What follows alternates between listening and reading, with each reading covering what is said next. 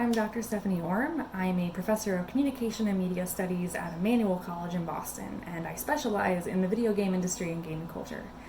I'm also, for the record, a lifetime Final Fantasy fan, so getting to be a part of this book with some other amazing scholars is really exciting for me, both professionally, as someone who's interested in mental health issues, but also as someone who's just a diehard Final Fantasy fan.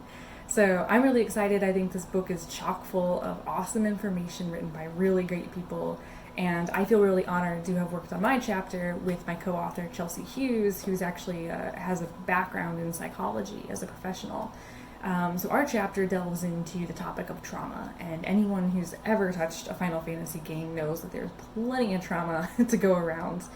And so we open up our chapter by discussing some of the common types of trauma that mental health patients might experience, for example, post-traumatic stress disorder, and how that actually manifests in terms of symptoms, and then talk about how trauma appears as a theme reoccurring throughout the Final Fantasy series, looking at some specific examples.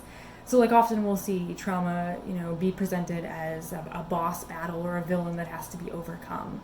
And I think there's something really poetic about that, because in real life, people dealing with trauma, it's also a demon, right? In a metaphorical sense that we often find ourselves having to combat and having to fight.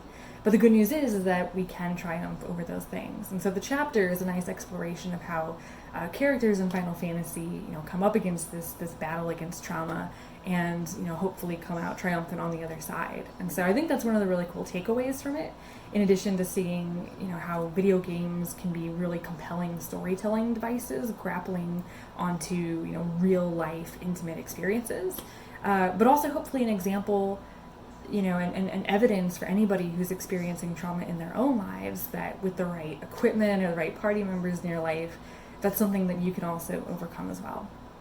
So I'm super excited, I know Chelsea is too, for us to be able to share that chapter and the rest of this volume with everybody else. Hope you enjoy.